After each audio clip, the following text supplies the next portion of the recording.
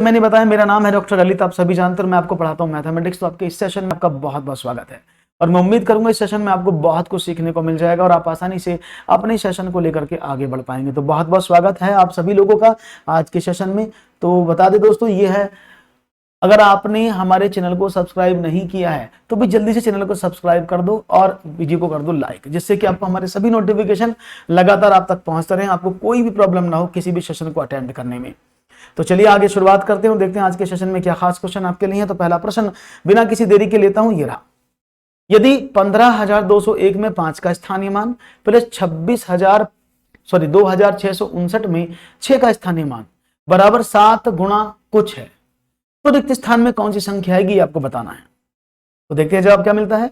यदि 15,201 में 5 का स्थानीय मान प्लस 2659 में 6 का स्थानीय मान बराबर 7 गुणा क्वेश्चन मार्क है, तो रिक्त स्थान में क्या वैल्यू आएगी ये आपको बताना है। बहुत तेजी से आंसर दिया है भाई आयुष, क्या बात है।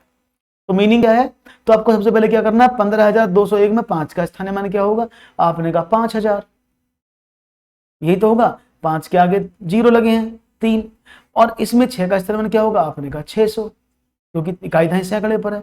तो इन दोनों को जोड़े और ये किसके बराबर है, 7 मल्टीप्लाई बाय x के बराबर है।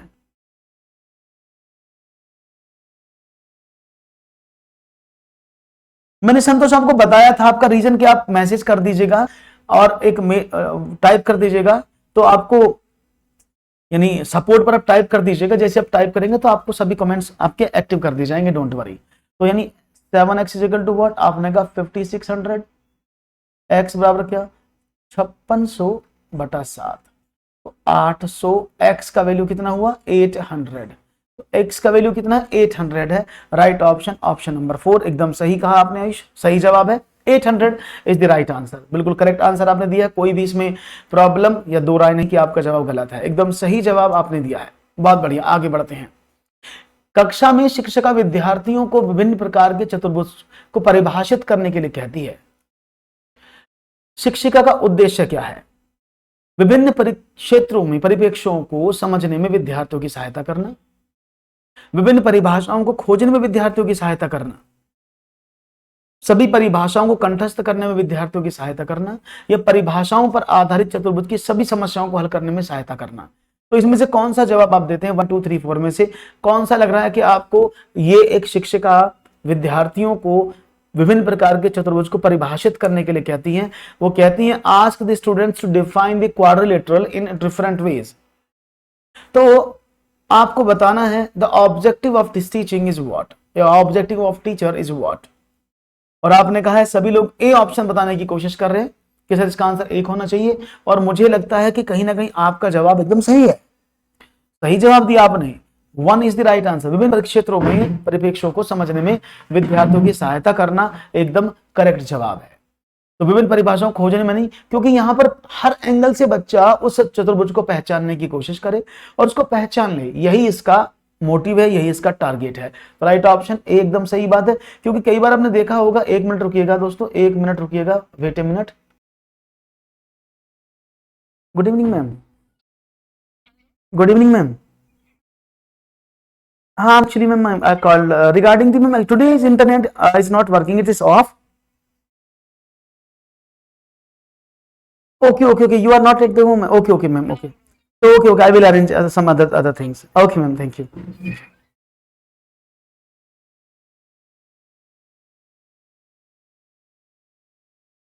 Okay. तो समझ में आ गई बात। तो राइट ऑप्शन, जैसे हमने कई बार देखा होगा, आपको मैंने बताया भी है कि जब आप क्वेश्चन करते हैं तो इस चीज को याद रखते हैं कि जैसे मैंने कहा ये एक आकृति है, ऐसे पैडागोगी कराएंगे, डोंट वरी, पैडागोगी है आयुष। ऐसे अगर मैं आपको बोलूं कि यहां पर ये कौन सी आकृति है, तो बहुत सारे बच्चों होंगे सर ये समचतुर्भुज है, बहुत सारे बोलेंगे समांतर चतुर्भुज है, बहुत सारे बोलेंगे वर्ग है। तो बच्चे को ये आइडेंटिफाई होना चाहिए कि किसी भी एंगल से आपको सवाल दिया जाए तो वो आसानी से कंप्लीट हो जाए और आसानी से बच्चे उसको समझ पाए, ठीक है ना। इज इट क्लियर, समझ में आ गया। तो ऑप्शन नंबर 1 एकदम करेक्ट आंसर था। क्वेश्चन है 0.0034 प्लस 0.002 प्लस 1.503 माइनस 0.3451 का मान क्या है। यानी कंडीशन क्या है कि इन तीनों को आपको ऐड करना है बोर्ड मास के अकॉर्डिंग, इसको घटाना है, तो इनको ऐड कर लें। तो मैंने बहुत आसान तरीका बताया हुआ, वैसे तो आप इसको डायरेक्ट भी ऐड कर सकते हैं, लेकिन जो साथी मेरे नए हैं जिनको प्रॉब्लम होती है उनको बता देता हूं। डेसिमल के नीचे डेसिमल पॉइंट को रखते हैं, जैसे यहां पर 3 अंक बाद है तो हम दशमलव के स्थान से शुरू करेंगे 002, अगर कोई वैल्यू नहीं है तो उसके आगे 0 लगा दो। ये था 1.503, तो आगे 0 बढ़ा सकते हो, तो क्या हुआ 4, 3 और 3 6 और 2 8, सॉरी 3 और 3 6 और 2 8, 0 5 और 1, ये आया। इसमें से क्या सब्ट्रैक्ट करना है आपको, दैट इज इस वाले को घटा दो 0.3451। क्लियर। तो आपने कहा 4 में से 1 गया 3, 8 में से 5 गए 3, 10 में से 4 गए 6 और 4 में से 3 गया 1.1, तो क्या हुआ 1.1633। कहीं ऑप्शन है इसमें ऐसा? आपने कहा बिल्कुल है। तो राइट ऑप्शन क्या है, ऑप्शन नंबर ए लिखा हुआ है आपके सामने। No problem, no issue, easily आपको मिल गया आंसर। क्लियर है। तो राइट ऑप्शन इज 1, एकदम करेक्ट आंसर है। Right option is 1। Clear. Any problem? No problem, no issue. बहुत बढ़िया, आपने एकदम सही जवाब देने का प्रयास किया। वेरी गुड, वेल डन, अच्छा जवाब था। आगे बढ़ते हैं और बात करते हैं एक और प्रश्न की आपके सामने। ओके जी, क्लियर सवाल था, क्लियर जवाब दिया आपने। एक और सवाल है, भिन्नों की तुलना पढ़ाते समय जिसमें अंश समान है, जैसे 3/5 और 3/7, युवराज की प्रतिक्रिया थी। चूंकि अंश समान है और 7 5 से बड़ा है, अतः 3/7 3/5 से बड़ा है। यह बताता है कि, क्या बताता है कि युवराज को भिन्नों के परिमाण की समझ नहीं है। युवराज तुल्य भिन्नों की अवधारणा नहीं जानता। युवराज अंश और हर की अवधारणा नहीं जानता। युवराज ने अच्छी तरह अभ्यास नहीं किया है। इनमें से आपको कौन सा ऑप्शन लगता है कि भिन्नों की तुलना पढ़ाते समय जैसे कि 3/5 और 3/7 है, तो युवराज ने क्या कहा, चूंकि इनके अंश बराबर हैं इसलिए 5 छोटा है 7 बड़ा है, तो 7 5 से बड़ा, इसलिए ये वाली भिन्न बड़ी है। तो आपके अकॉर्डिंग प्रॉब्लम क्या है कि युवराज को भिन्नों के परिमाण की समझ नहीं, युवराज तुल्य भिन्नों की अवधारणा नहीं जानता, युवराज अंश और हर की अवधारणा नहीं जानता, युवराज ने अच्छी तरह से अभ्यास नहीं किया। तो यहां पर ऑप्शन ए दे रहे हैं कि भिन्नों के परिमाण की समझ नहीं है। देखिए, अगर भिन्नों के परिमाण की समझ नहीं होती तो वो बोलता ही नहीं कि, उसने एक स्टेटमेंट दिया चूंकि अंश समान है, तो वह अंश और हर को जानता है, अंश का वैल्यू क्या है, हर का वैल्यू क्या है, वो जानता है। सही जवाब क्या है? अब सवाल समझो, उसने बोला 3/5 3/7। अब आप सभी जानते हैं जिन भिन्नों के अंश बराबर होते हैं, जिनके न्यूमरेटर बराबर होते हैं, तो सबसे छोटे वाले हर की भिन्न बड़ी और सबसे बड़े वाले हर की भिन्न छोटी होती है। यही तो होता है, अगर इनके अंश बराबर हो तो जिसका हर बड़ा वो भिन्न छोटी। उसने क्या बोला, उसने बोला क्योंकि 7 5 से बड़ा है इसलिए वो गलत, तो उसने उल्टा बोल दिया ना, उसने अपोजिट बोला ना इसके, जबकि उसको ये बोलना चाहिए था कि जिन भिन्नों के अंश बराबर होते हैं तो छोटे वाले हर की भिन्न सबसे बड़ी होती है, लेकिन उसने उल्टा बोला कि 7 बड़ा है इसलिए वो भिन्न बड़ी है। तो यानी प्रॉब्लम क्या है कि युवराज को उसका कॉन्सेप्ट नहीं पता कि जब अंश बराबर होते हैं तो छोटे वाले अंश की भिन्न सबसे बड़ी होती है। ठीक है ना, बात समझ में आ गई। तो राइट ऑप्शन था ऑप्शन नंबर 2। कोई प्रॉब्लम तो नहीं किसी को? No problem, no issue, no समस्या, नो कष्ट, नो चिंता। आगे बढ़ते हैं एक और सवाल। 2/3 3/5 और 5/8 में सबसे बड़ी तथा सबसे छोटी भिन्न का अंतर है। Largest and smallest in 2/3, the difference of fraction in 2/3 3/5 and 5/8 is what? Let's see, देखते हैं जवाब क्या मिलता है। 2/3 3/5 और 5/8 में सबसे बड़ी तथा सबसे छोटी भिन्न का अंतर बताना है आपको। बी, बड़े जल्दी दिया आंसर। देखो, तो सबसे पहले क्या होता है कि आपको ये पता होना चाहिए इनमें भिन्नों में सबसे बड़ी भिन्न कौन सी है और सबसे छोटी कौन सी है। तो पहले मैं सबसे बड़ी भिन्न निकाल लेता हूं। मैंने क्या कहा था, क्रॉस मल्टीप्लीकेशन आप कर सकते हैं। देखो, 5 दूनी 10 3 3 5 दूनी 10 3 3, ठीक है ना। तो यानी 10 बड़ा है और 9 छोटा है, तो यानी ये भिन्न छोटी है। इसको देखिए, 8 दूनी 16 और 3 5 15, तो 16 बड़ा है, तो इन सब में 2/3 भिन्न सबसे बड़ी आ गई। अब छोटी देखते हैं भैया, तो बड़ी होगी। अब इन दोनों में छोटी कौन सी है? 8 तिया 24 और 5 पंजे 25, तो 3/5 सबसे छोटी है। भाई देखो 8 तिया 24 और इनमें छोटी कौन सी होगी? 3/5। 3/5 छोटी, दोनों को घटा दें, घटा दो। ओके, तो क्या हुआ? 15 आपका एलसीएम आया, 3 पंजे 15, 5 दूनी 10 माइनस 5 तिया 15, 3 तिया 9, तो 1/15 इज द राइट आंसर। तो ऑप्शन नंबर सी क्यों बता रहे हैं? ये सी क्यों बता रहे हो? सबसे बड़ी भिन्न कौन सी है? आपने कहा 3/2/3। सबसे छोटी भिन्न कौन सी है? 3/5। दोनों में अंतर तो पूछा था, मैंने बता दिया अंतर। तो आप गलत क्यों कर रहे हैं? इतने आसान सवाल को एग्जाम में गलत करोगे तो कैसे काम चलेगा? अगर आप ऐसे प्रश्नों को भी गलत करेंगे एग्जामिनेशन में तो फिर क्या फायदा रहा पढ़ने का? तो थोड़ा सा कंसंट्रेट करके समझो और कंसंट्रेट को करके थोड़ा सा पढ़ो कि टू जय हिंद कैसे हैं आप। देखो दोबारा देखो, एक बार फिर देख लेते हैं। चलो 2/3, 3/5 और 5/8। मैं भाग विधि से कर देता हूं।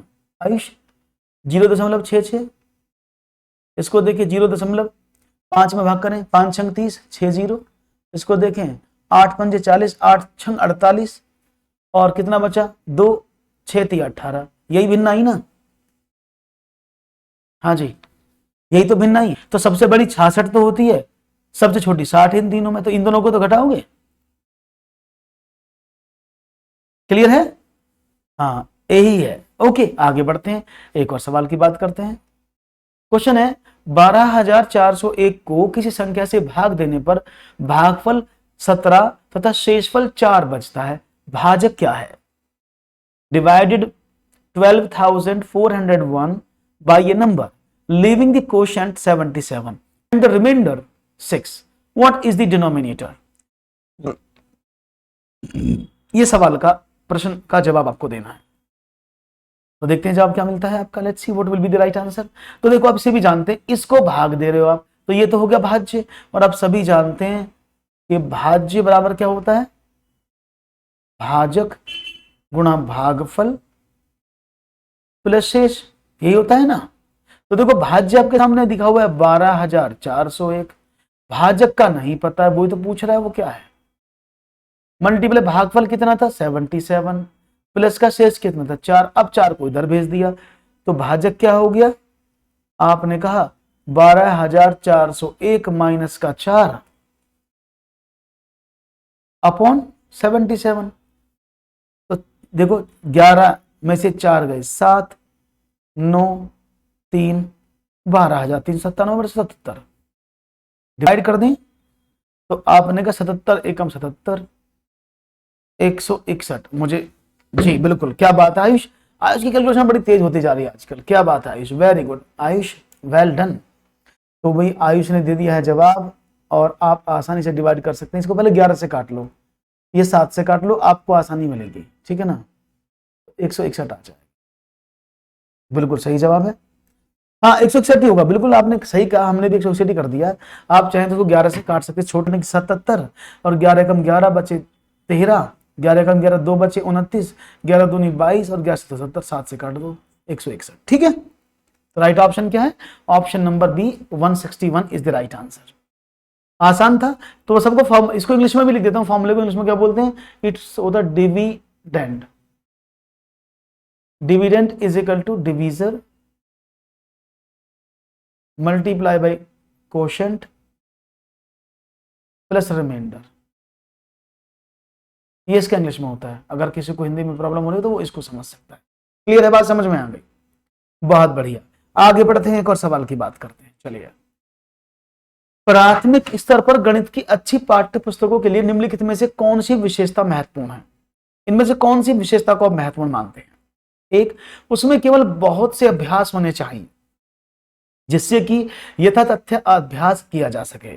वह मोटी और बड़ी होनी चाहिए। उसमें अवधारणाओं का परिचय संदर्भों के द्वारा दिया जाना चाहिए। वह आकर्षक और रंगीन होनी चाहिए। अरे क्या बात है कि टू कॉन्ग्रेचुलेशन की टू, बहुत बहुत मुबारक हो आपको, गुड स्कोर।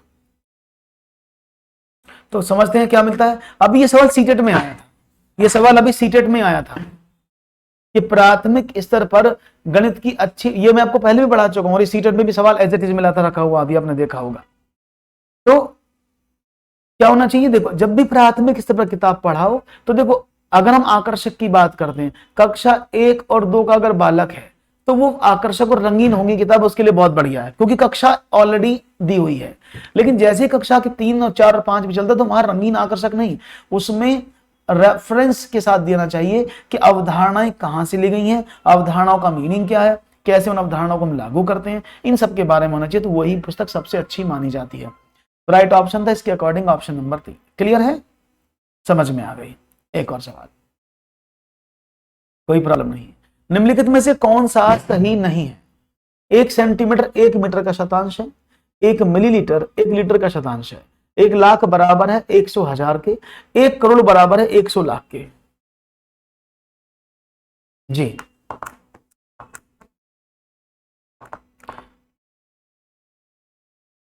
जी, तो देखेंगे जवाब क्या मिलता है आप लोगों का। उम्मीद करूंगा जवाब में गलती के चांसेस कम से कम होंगे और आंसर के चांसेस ज्यादा से ज्यादा होंगे।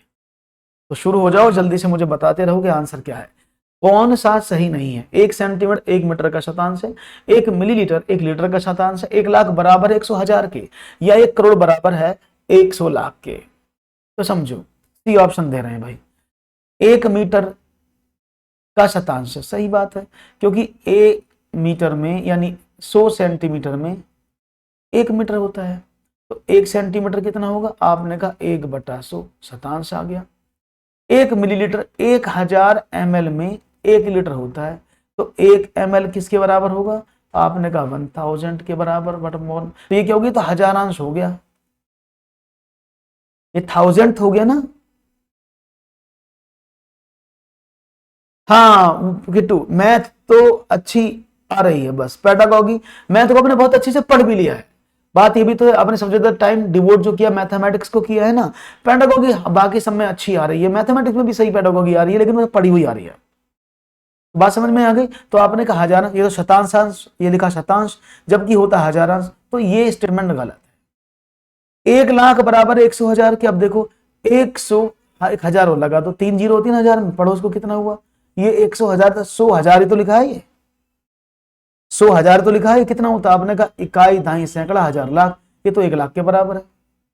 1 करोड़ बड़ा 100 लाख के, 100 योगल लाख पे 5 जीरो होते हैं, 1 2 3 4 5, पढ़ो उसको क्या लिखा है? इकाई दाई सैकड़ा हजार 10,000, इकाई दाई सैकड़ा हजार 10,000, लाख 10 लाख करोड़ 1 करोड़। राइट ऑप्शन के 1 करोड़ 100 लाख के बराबर तो होता है, सही तो लिखा है जी। आयुष आज कहां जा रहा है आपका माइंड? राइट ऑप्शन तो है ऑप्शन नंबर 2, ये तो सही लिखा है भाई। 1 करोड़ 100 लाख के बराबर होता है, क्योंकि 1 लाख में 5 जीरो होती हैं, 100 में 2 जीरो होते हैं, 7 जीरो बनेंगे, और 1 करोड़ पर 7 जीरो होती हैं। क्लियर है, बात समझ में आ गई? तो राइट ऑप्शन है 1 लाख, राइट ऑप्शन 1। 1 करोड़ बराबर है 100 लाख की, ये राइट है, ये वाला भी राइट ऑप्शन है, ये वाला भी राइट ऑप्शन है, तो सिर्फ ये गलत है। क्वेश्चन में पूछा नहीं है तो यही इसका सही आंसर है। क्लियर है, आगे बढ़े, चलिए हाँ एक और पूछते हैं। क्वेश्चन संख्या लिखिए कि उत्तरवर्ती को कैसे पढ़ा जाएगा, यानी how will the successor to the number be read. मैं इसको पढ़ के नहीं बता रहा हूं क्योंकि आपको पढ़ के बताना है, मैं पढ़ के नहीं बताऊंगा, ये आपको पढ़ के बताना है। और मैं चाहूंगा जब आप जल्दी से क्या आना है, let's see what will be the right answer from your side. और उम्मीद करूंगा जवाब में कोई भी गड़बड़बाजी नहीं करेंगे, आप आसान से उत्तर देंगे, और मुझे उम्मीद है आपका उत्तर आएगा भी अच्छा। लेट्स सी, देखते हैं क्या मिलता है उत्तर, कैसा मिलता है सच्चा। आशीर्वाद पूरा है, आयुष को हमारा पूरा सपोर्ट, आशीर्वाद, दुआएं सब हैं, अच्छे अंक आएंगे। जवाब नहीं मिल रहा है, देखो अगर संख्या को मैं पढ़ूं आप 85,367 के उत्तरवर्ती को कैसे पढ़ेंगे, अब देखो समझो, तो भाई इसका उत्तरवर्ती का मतलब कितना होता है? इसका +1, तो यानी 85,367, 85,367 का उत्तरवर्ती 1 जोड़ दो, कितना हुआ? 85,368। तो कैसे पढ़ेंगे? 85,368, 85,368। राइट ऑप्शन क्या है? C is the right answer. Clear है, बात समझ में आ गई? कोई प्रॉब्लम तो नहीं किसी को? बहुत बढ़िया, प्रॉब्लम नहीं होनी चाहिए, बस प्रॉब्लम से बचते रहो, सवालों को करते रहो, कोई प्रॉब्लम नहीं है। और अब आगे बढ़ते हैं और सवाल की बात करते हैं। एक और प्रश्न आपके सामने, उम्मीद करेंगे। चलिए बढ़े आगे सवालों पर और देखते हैं जवाब क्या मिलता है आप लोगों का। Okay, let's see.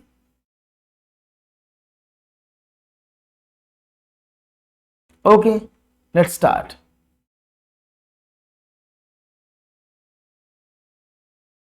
Next question, Mohan ने अपनी मां से कहा कि उसकी गुल्लक में 11,1111 रुपए जमा हो गए हैं। ये धनराशि कितनी है? बताओ जरा मुझे, कितनी धनराशि होगी? जब मोहन ने ऐसी बात अपनी मां से बोली तो मां ने क्या बोला? जी,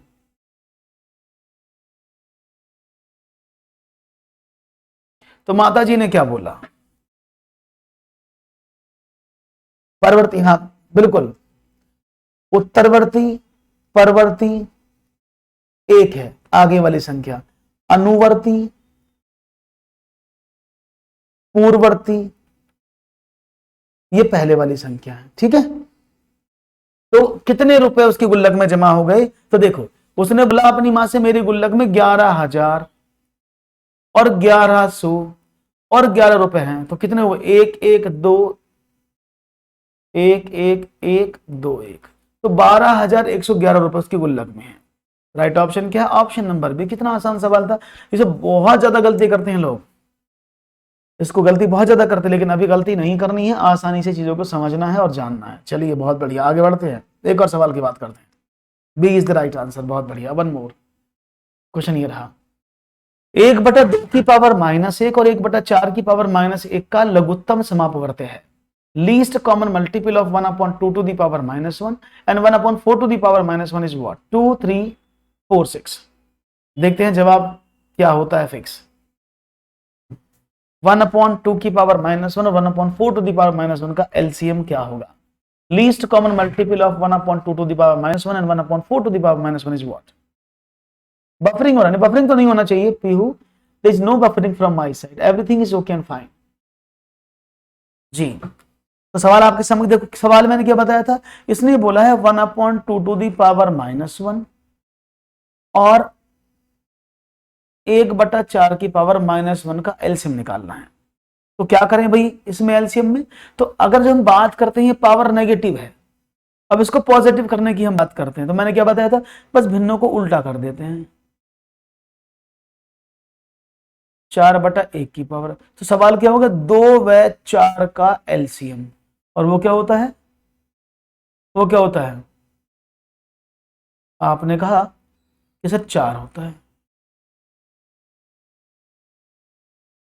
ठीक है ना? तो राइट ऑप्शन क्या? ऑप्शन है 4, 4 इज द राइट आंसर।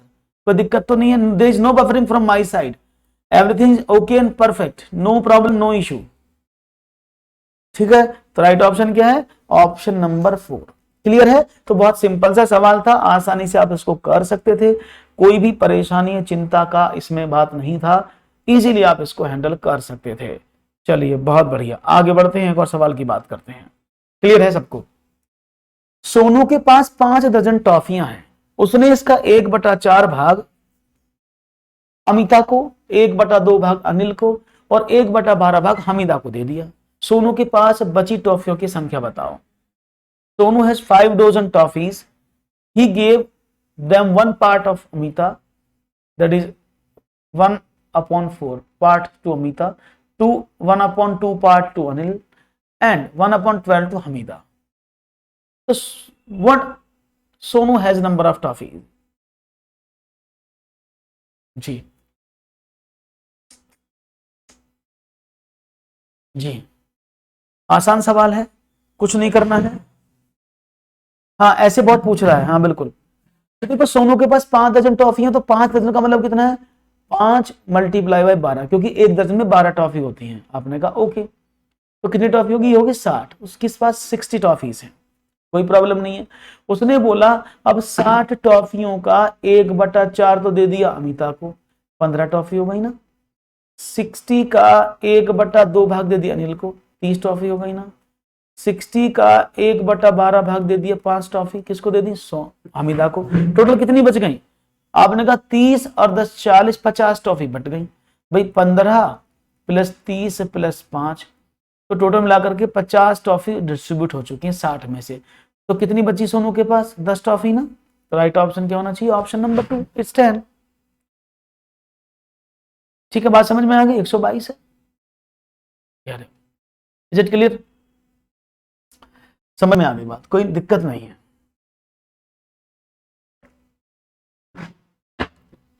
आगे बढ़े, one more question.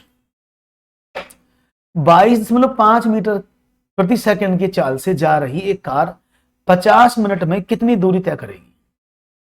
112.5 kilometre, 11.25 kilometre, 56.25 kilometre, या 67.5 किलोमीटर। आपको बताना है 22.5 मीटर प्रति सेकंड की चाल से जा रही एक कार 50 मिनट में कितनी दूरी तय करेगी। क्वेश्चन नंबर 10 है। देखो सिंपल, देखो वो मिनट की बात कर रहा है, वो प्रति सेकंड में जा रही है, तो यानी एक सेकंड में कितना चलती है? 22.5 मीटर। तो किलोमीटर में आपका आंसर पूछा है जी, तो बहुत सिंपल सा सवाल है भाई। उसने किलोमीटर में आंसर पूछा है तो मैं क्या करूंगा भाई, मैं इस मीटर प्रति सेकंड को किलोमीटर में बदल दूंगा।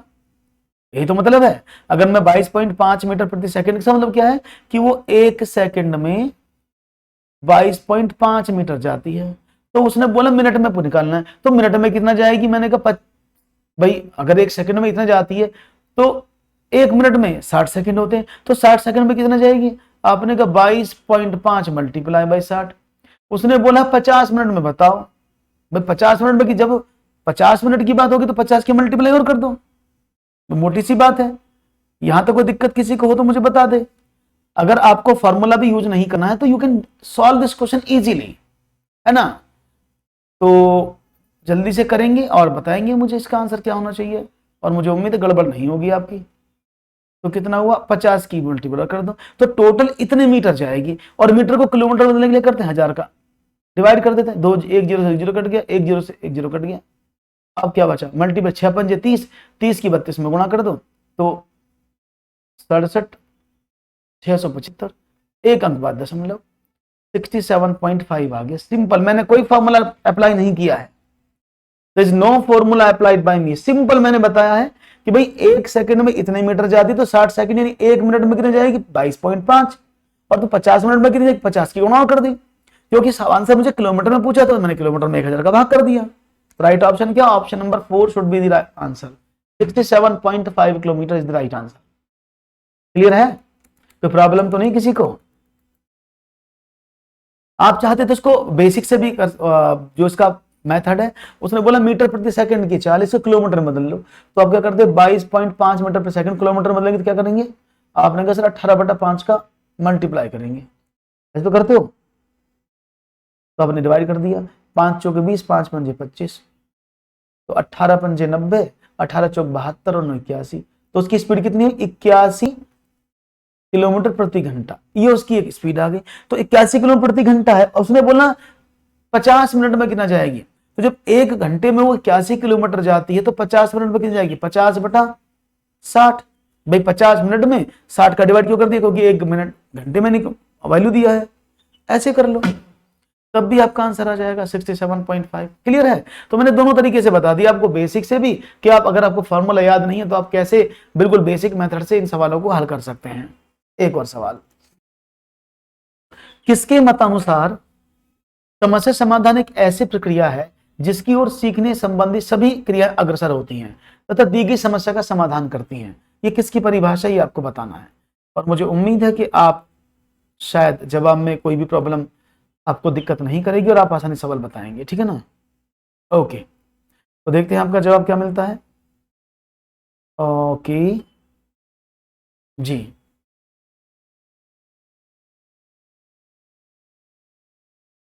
तो let's see what will be the right answer from your side.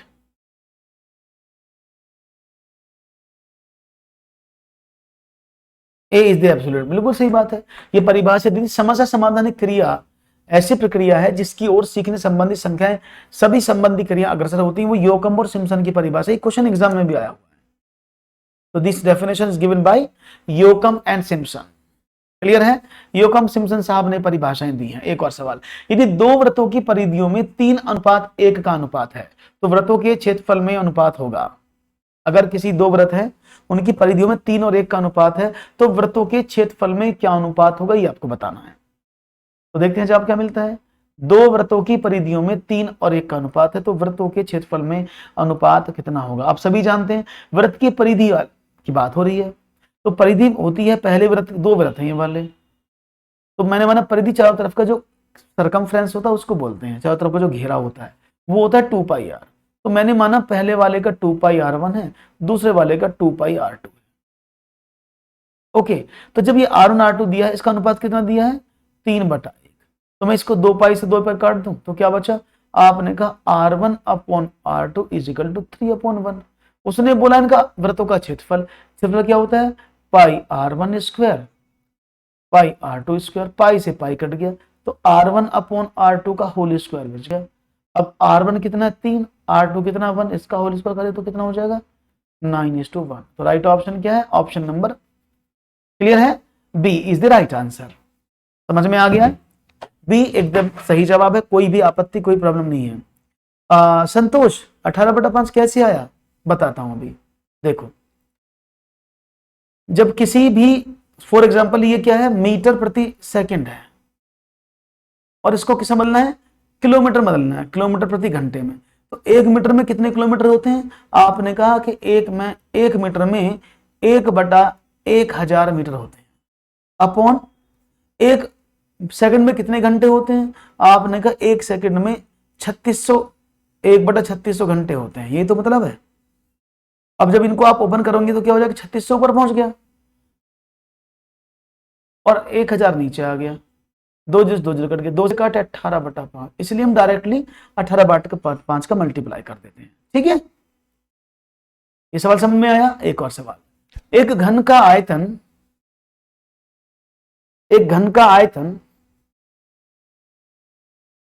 9 centimetre लंबे, 6 सेंटीमीटर चौड़े तथा 4 सेंटीमीटर ऊंचे घनाभ के आयतन के बराबर है। घन की भुजा की लंबाई क्या होगी।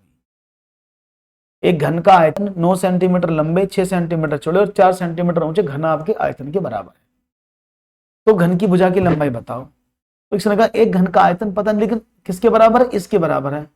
ये क्या आपके सामने घनाभ दिया है, ऐसा होता है ना घनाभ, जिसकी आमने सामने की भुजाएं ऐसे होती हैं, है ना। तो घन की आयतन 9, 6 और 4, तो इसका आयतन क्या होता है, LBH होता है ना। तो 9 × 6 × 4 ये होगा L × B × H, इसके बराबर है इसका आयतन। तो क्या करें, 6 × 24, 6, हाँ बिल्कुल सही कहा आपने। देखो मनीषा, अगर आप बड़ी भिन्न में छोटे से बड़े में जा रहे हैं तो बड़ी भिन्न की गुणा कर दो, बहुत सिंपल तरीका है। अगर आप छोटी भिन्न से बड़ी की तरफ जा रहे हैं, आप मीटर छोटा होता है किलोमीटर बड़ा होता है, तो मीटर से किलोमीटर की तरफ, छोटे से बड़े की तरफ जाएंगे तो इन दोनों में से बड़ी भिन्न कौन सी, उसकी मल्टीप्लाई कर दो। बड़े से छोटे की तरफ आएंगे, आपको मीटर से किलोमीटर प्रति घंटे से मीटर में बदलना है, तो छोटे की तरफ आओगे ना, छोटे में कन्वर्ट करोगे तो छोटी भिन्न की गुणा कर दो, बहुत इतनी सी बात है। तो ये जो वॉल्यूम आपके सामने निकल रहा है ये कितना हुआ, 9 × 24 कितना हुआ, आपने कहा 24 × 240 में से 24 निकाल दो बस, 6 और 216, इतना तो होगा। हाँ जी, आपने कहा बिल्कुल कहा। तो ये इसका वॉल्यूम आया। अब ये किसके बराबर, ये घन के आयतन के बराबर है, और घन का आयतन क्या होता है, A³ तो A³ कितना 216 है। आपसे पूछा गया है A की वैल्यू, तो 216 का क्यूब रूट निकाल दें जो होता है 6, तो A का वैल्यू कितना है 6, A का वैल्यू कितना है, उसकी एक भुजा 6 सेंटीमीटर है।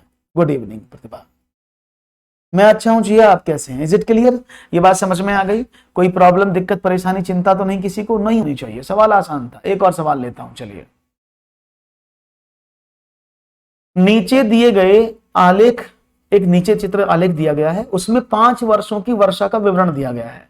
वर्षा का विवरण वर्ष के जुलाई माह का है, जो इस प्रकार है। यदि एक, ये जो निशान बना हुआ है सर्कल क्रॉस हो रहा है, उसका वैल्यू 2.5 सेंटीमीटर है, तो बताइए कि जुलाई 2013 में कितने सेंटीमीटर वर्षा हुई। सवाल आपके सामने विजिबल है, अच्छे से चित्र भी दिख रहा होगा। आंसर की तलाश आपकी तरफ से है मुझे जी। उम्मीद करूंगा कि आंसर बड़ा अच्छे से मिलेगा, कोई गड़बड़ नहीं करेंगे आप। ठीक है भैया, तो let's see what will be the right answer from your side.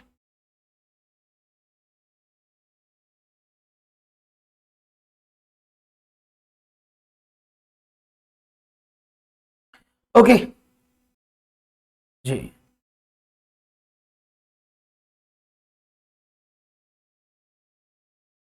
Clear, okay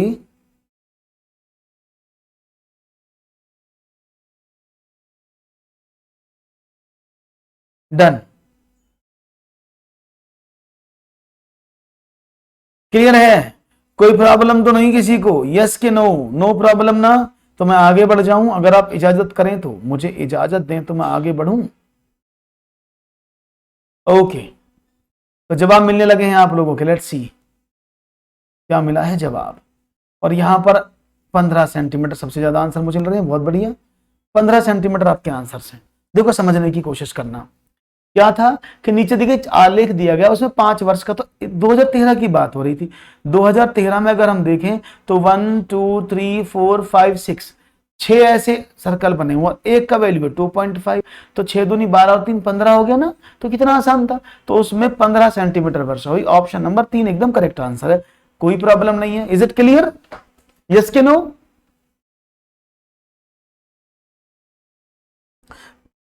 Shivani आप पास तो हो गई हैं, लेकिन मेरिट में मे भी नाम ना आए, क्योंकि मेरिट में थोड़ा सा प्रॉब्लम हो सकता है, मैं आपको पहले ही बता रहा हूं, क्योंकि बच्चे बहुत ज्यादा पास भी हो रहे हैं, और बाकी rest depend on the condition के आगे क्या होता है। एक और सवाल आपके सामने मैं रखता हूं, किसके अनुसार संगीत मानव के अवचेतन मन का अंक गणित की संख्याओं से संबंधित एक आधुनिक गुप्त व्यायाम है। Napoleon, Brain, Aryabhata, Lebanese.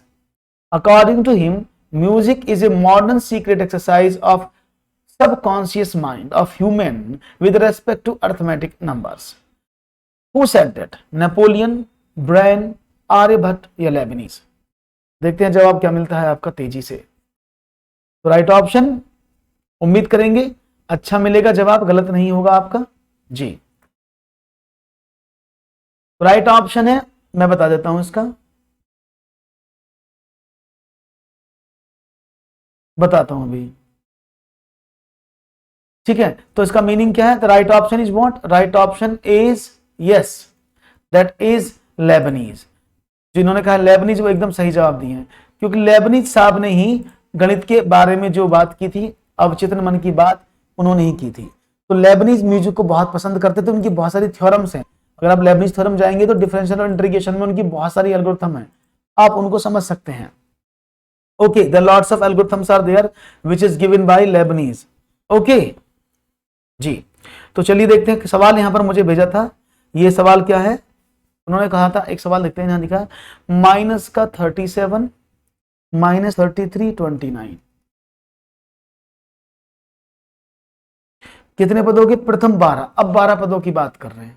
तो देखो 12 पदों का निकालना क्या पूछा है, योगफल। देखो योगफल जो होता है वो होता ही है, ऐसे निकलो आप, S N is equal to A N upon 2 into 2a plus n minus 1 into d होता है, जहां पर ए क्या प्रथम पद है, ए क्या है माइनस का 37 है, डी क्या है इन पदों के बीच का अंतर, -29 में से जब 33 घटाए, याद रखना दोनों पदों का अंतर, दूसरे पद से पहला पद घटाएंगे, तो जब -33 में से आप माइनस का 37 करेंगे तो it will give you 4 plus का, माइनस का 33 प्लस का 37 बराबर 4, तो डी क्या है प्लस का 4 है। ए पद, एन क्या पदों की संख्या कितनी है 12, ऑलरेडी 12 दिया तो पुट कर दो बस, 12/2 इंटू 2a, तो 2 गुणा माइनस का 37 प्लस एन कितना 12 माइनस का 1 इंटू 4।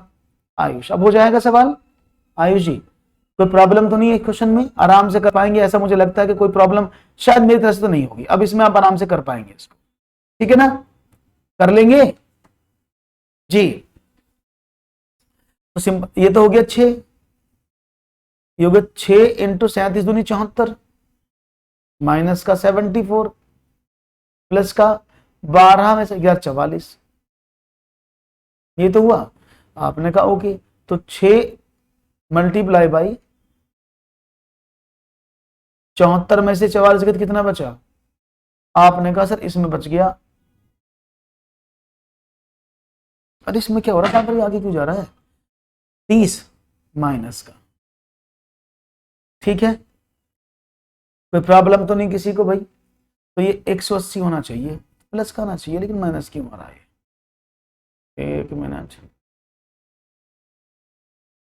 180 तो आ गया। ए ओके जी, ना, वो फॉर्मूला जो होता है वो सिर्फ पदों की संख्या निकालने का होता है। Tn is equal to a plus n minus 1 into d, सिर्फ पदों की संख्या निकालने के लिए होता है वो, ठीक है ना? क्लियर है? ओके ओके, बाकी तो कर लेंगे इसको आगे आप। तो भाई आज के लिए दोस्तों इतना ही, आज का सेशन मैं यहीं समाप्त करूंगा, क्योंकि 15 सवाल मुझे कराने थे आज, और थोड़ा सा मुझे आज प्रॉब्लम भी है, कुछ इशू है, तो बाकी सवालों को लेकर के हम आगे बढ़ेंगे और आपसे आगे सवालों की बात करेंगे। तो आज का सेशन आपको कैसा लगा मुझे जरूर बताइएगा। बहुत बहुत शुक्रिया आप सबका जुड़ने का। आप सबका दिन शुभ हो और आप शुभ रहें, खुश मिसाल रहें, खुश हिसाब रहें, खुश नसीब रहें, और जिनके एग्जाम उनको मेरी तरफ से बहुत बहुत शुभकामनाएं भी हैं, ठीक है? Thank you very much for joining this session. Don't forget to subscribe our channel. Thank you.